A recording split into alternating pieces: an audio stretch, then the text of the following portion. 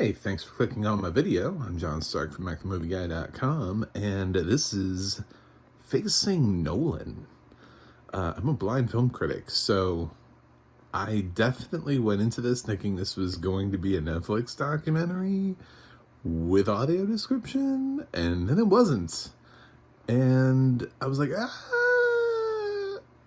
let's see what this is like, because I was I was here for a documentary about Nolan Ryan. I mean, I was a kid who grew up in a time period, and even though baseball was not like my favorite sport, I had a lot of friends, and I remember collecting some baseball cards, and Nolan Ryan's, like golden years were sort of my childhood. So he played when I was a kid, when I was probably at the peak of paying attention to baseball. So I was like, yeah, okay, let's see. We keep making these documentaries about these great athletes, ever since, the Michael Jordan one did so well. But did Nolan Ryan have an interesting enough life to warrant a whole documentary about him? Yeah, actually, I'm going to go with a yes on that one. And while I always prefer audio description for films, I will say that there are certain films and genres that tend to lend themselves a little bit easier to being able to be watched without audio description, and those are films where somebody's constantly talking anyway, because then the amount of interjections that an audio describer is going to be able to have is actually rather low.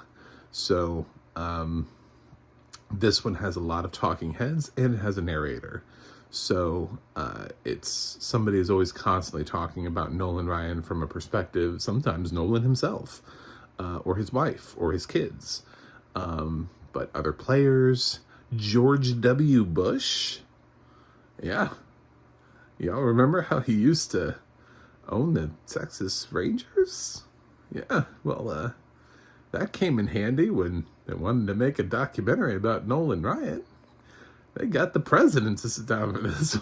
Former President George W. Bush is just kind of casually in here as one of the people they interview. That must have been a solid interview to land.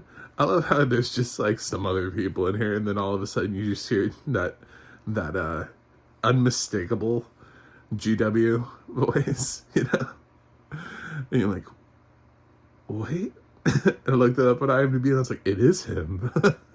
Oh my god, I was right. So yeah, even former President George W. Bush showed up to talk about Nolan Ryan.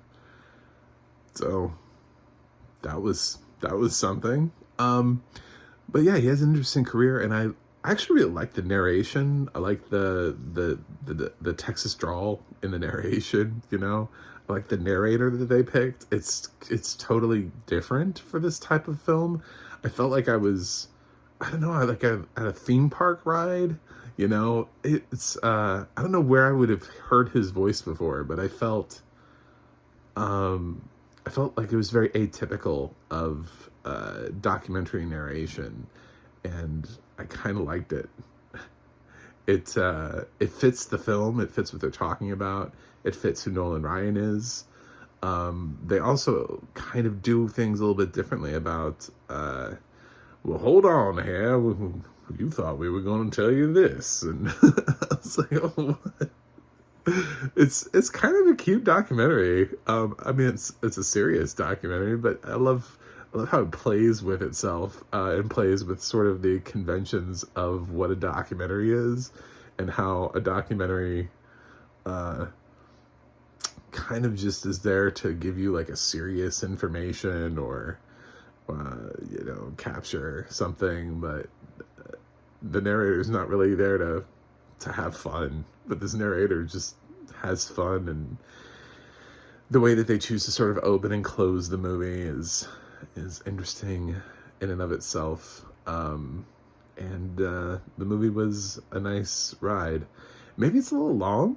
I mean, maybe my only note on it is it's like close to 2 hours instead of close to 90 minutes. I would have tried to push it closer to 90 minutes and tighten it up a little bit. But I did learn a lot about Nolan Ryan. I mean, I guess Nolan Ryan deserves 2 hours of my time. I mean, Michael Jordan got multiple episodes. So, yeah. Anyway, he got it. He got 2 hours of my life. And this is another solid documentary I've seen this year. It's a 2022 documentary, and it's not a Netflix original. So I'm assuming this one is eligible for the Academy Awards, because if it's not a Netflix original, that means somebody made it. It had to go somewhere and then end up on Netflix. So I assume it ended up in a theater before it went to Netflix somewhere for Oscar consideration. I'm sure. I don't think it'll get an Oscar nomination, but hey, you never know. And that just, I think, wraps up all the thoughts I could possibly have about a Nolan Ryan documentary that does not have audio description, which is disappointing, but there are worse films and worse TV shows to not have audio description for. This one, at least they're talking pretty consistently the whole time. So, and even in the background, they play the footage of baseball games, and then you have like the announcers, you know, a couple times. So they even have this added baseball narrator thing that's not like added specifically for the movie. It's just happened to be baseball footage. Anyway, watch it, don't watch it. Your world will not be changed. It's just, if you like Nolan Ryan, if you like baseball, I think this is a good film. I think it was well made and put together just fine. So I'm going to give Facing Nolan a B+. That's it for me. So I am trying to get to 100 this year. So if you could drop me a subscribe, that'd be great. Obviously you like me because you're here. You stayed this long in the review. So you can also visit my website, macthemovieguy.com, for more reviews. You can go to my Twitter and follow me there at macthemovieguy. You can go to the audio description project, adp.acb.org. It'll let you know what has audio description and where you can watch it. And you can go to the adna.org. That's the adna.org to look up any of your favorite narrators and sort of see their filmographies and what all they have narrated. That's it for me today. I gotta go review something else, but I will see you on the other side.